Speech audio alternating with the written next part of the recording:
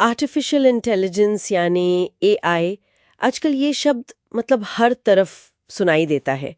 पर क्या ये सिर्फ कोई कोई जादू है या फिर ये दशकों की मेहनत का नतीजा है?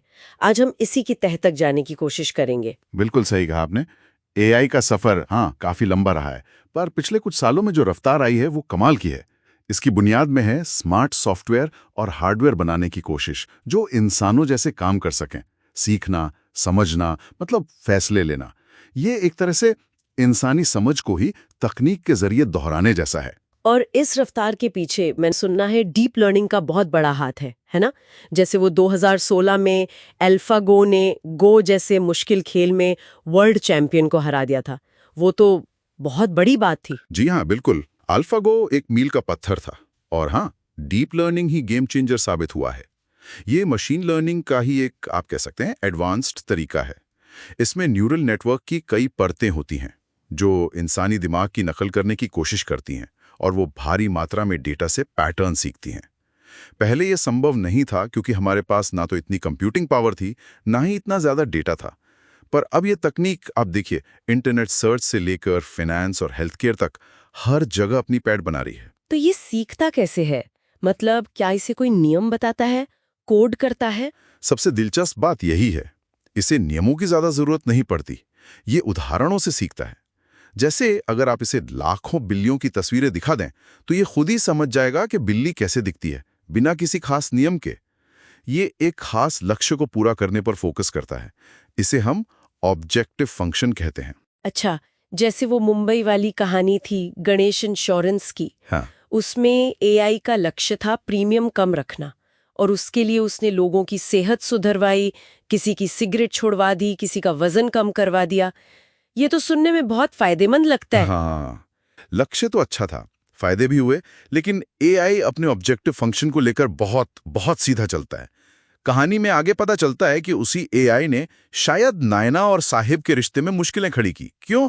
क्योंकि उसके डेटा विश्लेषण में शायद ये आया कि वो रिश्ता भविष्य के प्रीमियम के लिए रिस्क है। ये दिखाता है कि एआई के लक्ष्य कितने भी अच्छे क्यों ना हो, उसके नतीजे वो अप्रत्याशित हो सकते हैं, कभी-कभी नकारात्मक भी। और अगर डेटा में ही कोई भेदभाव या पूर्वाग्रह छुपा है, तो एआई उसे अनजाने में पकड़कर और बढ़ा भी सकता है। ओह, तो ये सिर्फ डेटा विश्लेषण नहीं है, अब एआई हमारी दुनिया को देख भी सकता है।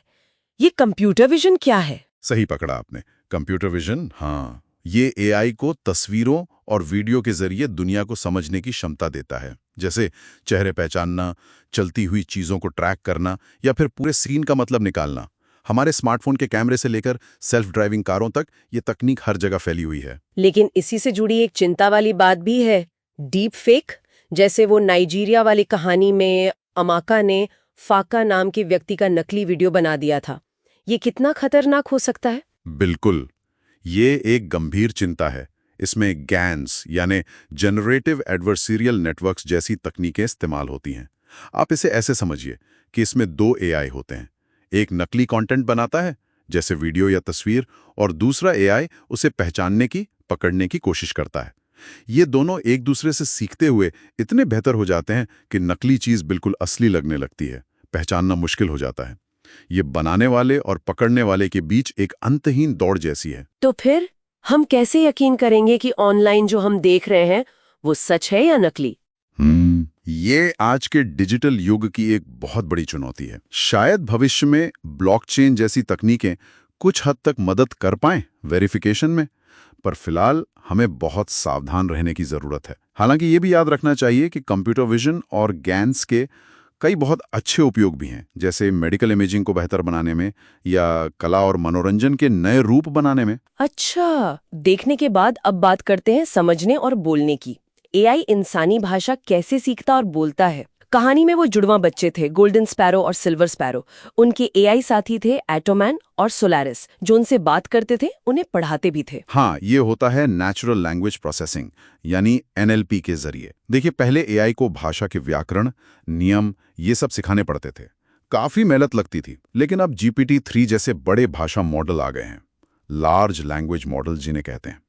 ये मॉडल इंटरनेट से खरबों अरबों शब्द पढ़कर खुद ही भाषा के पैटर्न और उसके इस्तेमाल को सीख लेते हैं। GPT-3, हाँ, ये वो काफी चर्चा में है। सुना है ये कविता लिख सकता है, कोड लिख सकता है, लोगों से बातचीत कर सकता है। तो क्या इसका मतलब ये है कि एआई अब इंसानों की तरह सोचने लगा है?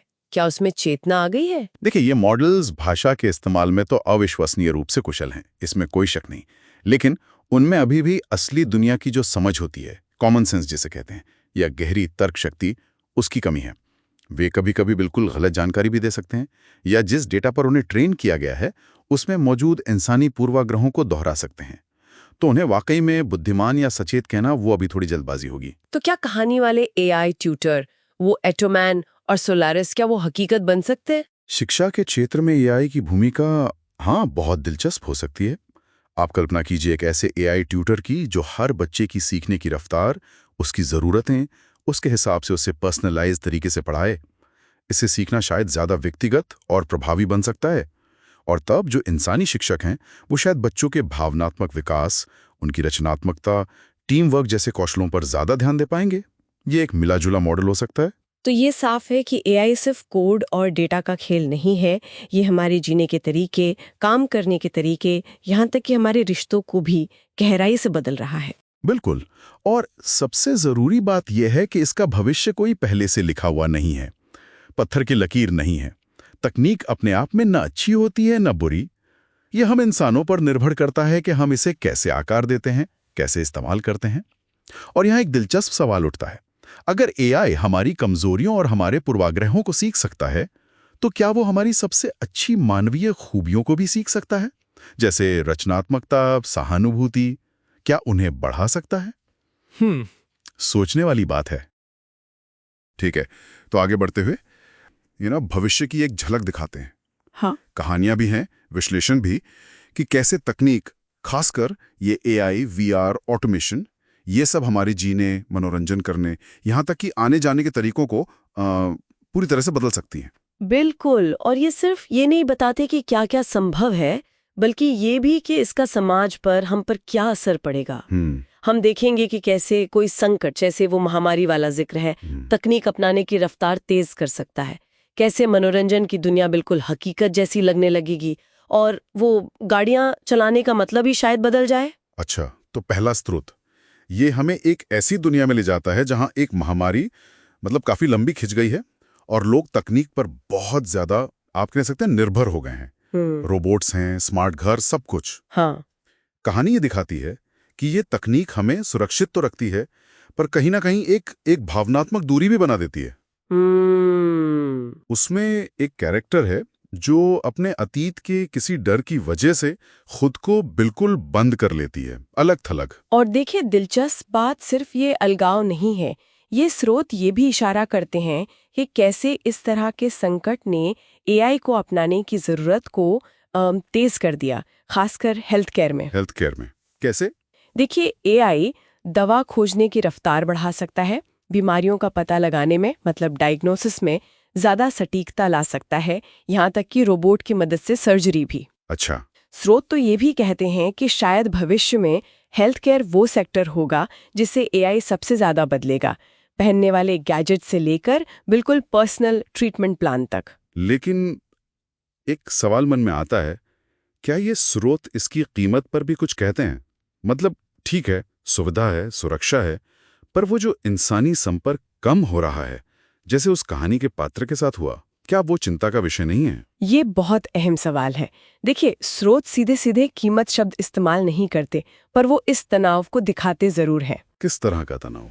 वही तकनीक से मिलने वाली सुरक्षा और सुविधा, और दूसरी तरफ इंसानी जुड़ाव, हमारी भावनात्मक जरूरतें, इनके बीच का संतुलन।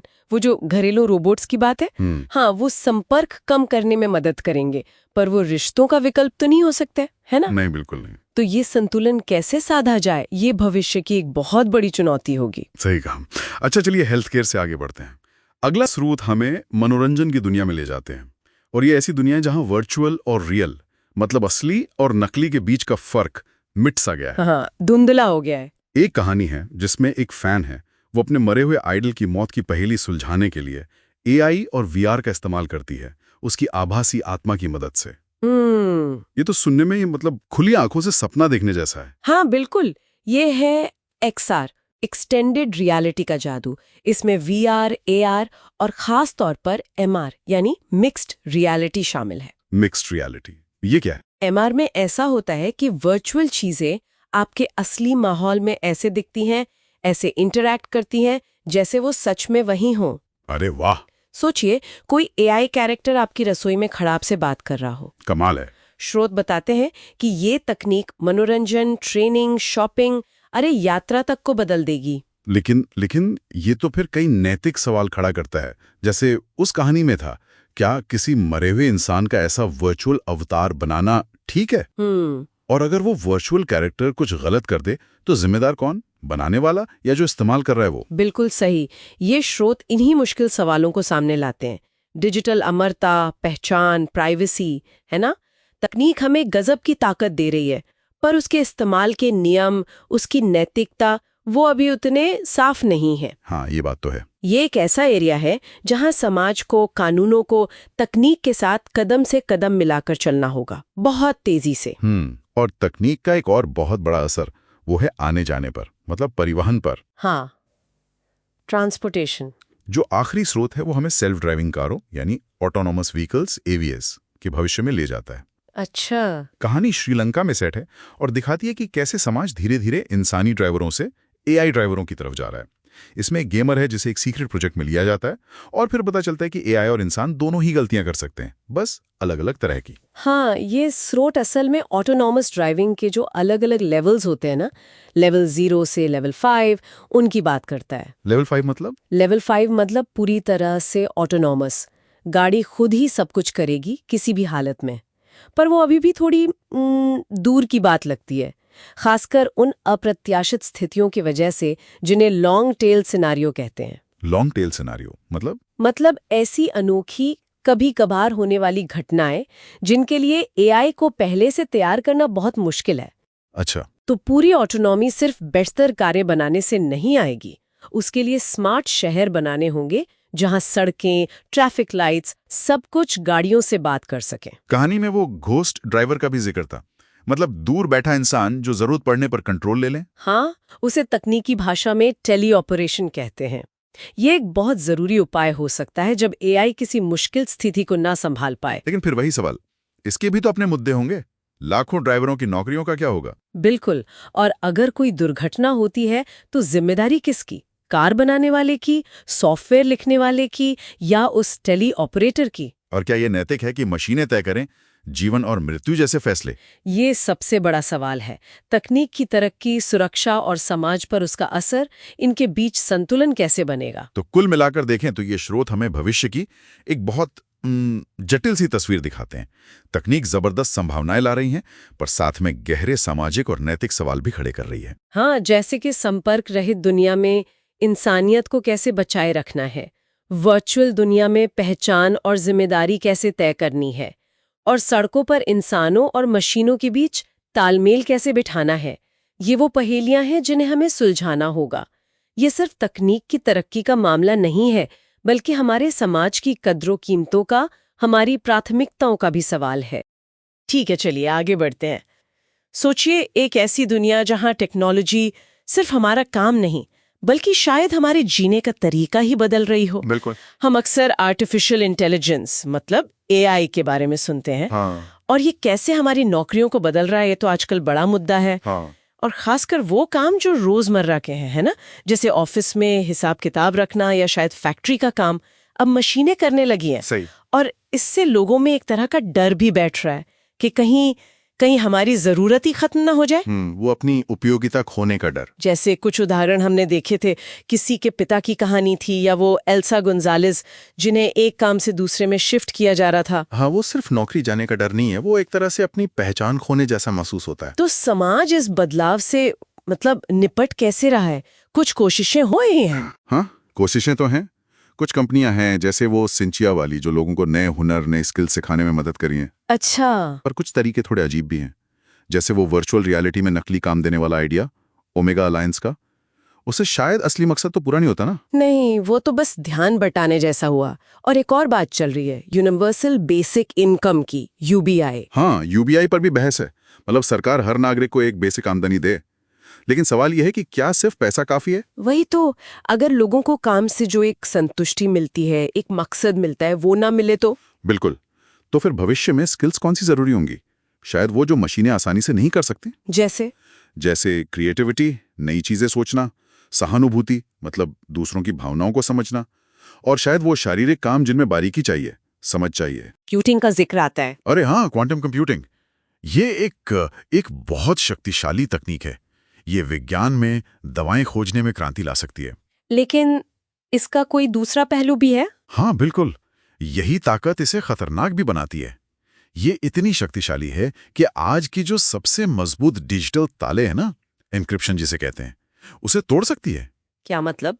जैसे हमारी ऑनलाइन बैंकिंग या दूसरी सुरक्षित चीजें? हाँ समझिए, जैसे बिटकॉइन के जो पुराने तरह के खाते थे, P2P के वाले, क्वांटम कंप्यूटर शायद उनकी प्राइवेट चाबी का पता लगा सकते हैं उनकी पब्लिक की से। ओह, तो मतलब जो हम सुरक्षित समझ रहे हैं वो शायद उतना सुरक्षित ना रहे। एक तरह से हाँ, ये दिखाता है कि कैसे कोई तकनीक वरदान भी हो सकती है और अभिशाप भी। निर्भर करता है हम उसे इस्तेमाल कैसे करते हैं। और खतरों की बात चली रही है तो स्वायत्त हथियार, ऑटोनमस वेपन्स, ये तो और भी ज्यादा डरावना लगता है। निश्चित रूप से। सोचिए ऐसे एआई सिस्टम्स जो बिना किसी इंसान के कंट्रोल के खुद ही टारगेट ढूंढें, फैसला करें और हमला कर दें। जैसे वो छोटे ड्रोन्स के झुंड, स्लॉटर बॉट्स जिन्हें कहा गया था। हाँ बिल्कुल, डूम्सडे ड्रोन जैसे। ने रोकना लगभग नामुमकिन हो सकता है। और ये कहीं भी तबाही मचा सकते हैं। बाप रे, इससे तो हथियारों की एक नई दौड़ शुरू हो सकती है। और अगर ये गलत हाथों में पड़ गए तो किसकी जवाबदेही होगी? यही तो सबसे बड़े सवाल हैं।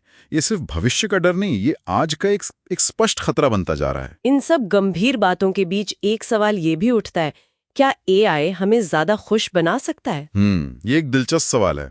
कुछ प्रयोग भी हो रहे हैं इस दिशा में, जैसे वो अल-साइदा द्वीप वाला मामला था, जहां एआई लोगों के व्यवहार, चेहरे के भाव, आवाज और वो बायोसेंसर से हार्मोन्स वगैरह भी माप रहे थे। हाँ बिल्कुल, विक्टर सोलोकोव के साथ जैसे हुआ। वो सब डेटा लेकर एआई उनकी खुशी को समझने और शायद बढ़ाने की कोशिश कर रहा था। पर खुशी है क्या आखिर? क्या वो बस पल भर का मजा है या जीवन में कोई गहरा अर्थ और मकसद? सही पकड़ा, वही हिडोनिक बनाम यूडिमोनिक खुशी वाली बात। एआई के लिए इसे समझना और मापना बहुत बहुत मुश्किल है। और इसके लिए कितना सारा पर्सनल डेटा चाहिए होगा। यहीं पर प्राइवेसी का सवाल आता है ना? बिल्कुल। क्या हम अपना इतना निजी डेटा किसी सिस्टम को देने को तैयार हैं? जीडीपीआर जैसे कानून हैं, पर वो शायद काफी ना हो। तो क्या हल है इसका? हमें भरोसेमंद संस्थाओं की जरूरत होगी, और नई टेक्नोलॉजी भी आ रही हैं, जैसे प्राइवेसी कंप्यूटिंग, फेडरेटेड लर्निंग या टीईएस।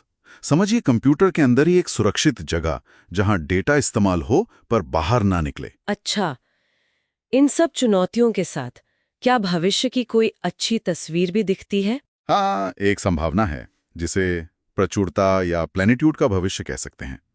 एक ऐसी दुनिया की कल्पना कीजिए जहां साफ ऊर्जा जैसे सोलर या विंड पावर बहुत सस्ती हो, बेहतर मटेरियल हो, और एआई ऑटोमेशन की वजह से जरूरत के लगभग हर चीज, खाना, घर, ऊर्जा, ये सब करीब करीब मुफ्त हो जाएं। अरे वाह, सुनने में तो बहुत अच्छा लगता है। लेकिन फिर पैसे का क्या होगा? हाँ, शायद हमें नई तरह की व्यवस्थाएं बनानी पड़े, जैसे उस कहानी में था ना, रोज की जरूरत के लिए एक बीएलसी कार्ड। और वो मूला नाम की कोई चीज थी, समुदाय की मदद करने पर मिलती थी। हाँ, वो एक तरह की वर्चुअल करेंसी थी जो कीरा कमा रही थी, रिश्ते बनाने, समुदाय में योगदान देने के लिए। लेकिन अगर काम करना जरूरी नहीं होगा तो लोग करेंगे क्या? जीवन का उद्देश्य कैसे मिलेगा? यही शायद सबसे बड़ी चुनौती होगी। तब हमें शायद रचनात्मकता, सहानुभूति और बड़े सपने देखने को, जैसे वो ड्रीम फॉर फ्यूचर आंदोलन था, उसे सबसे ज्यादा अहमियत देनी होगी, ताकि इंसान सिर्फ उपभोक्ता बनकर ना रह जाए। तो कुल मिलाकर आज हमने देखा कि एआई कैसे हमारे काम, हमारी सुरक्षा, हमारी खुशी और शायद हमारे समाज की पूरी बनावट को ही बदल सकता है। ये सिर्फ टेक्नोलॉजी की कहानी नहीं, ये हमारी अपनी कहानी है। हाँ, ये साफ है कि हमें बहुत सावधान रहना होगा, अपने नैतिक मूल्यों को आगे रखना होगा, और ये पक्का करना होगा कि टेक्नोलॉजी इंसानियत की सेवा करे, न कि उस पर हावी हो जाए। बिल्कुल। शायद क्रिएटिविटी, सहानुभूति और जीवन में मकसद की तलाश, ये चीजें पहले से कहीं ज्यादा जरूरी हो जाएंगी। तो इस गहन चर्चा से आपको क्या विचार मिले? क्या ये जानकारी आपके लिए उपयोगी थी? हमें ज़रूर बताइएगा कि आप क्या सोचते हैं और हम ऐसी चर्चाओं को और बेहतर कैसे बना सकते हैं। आपकी राय हमारे लिए बहुत मायने रखती है। अगली बार तक सोचते रहिए।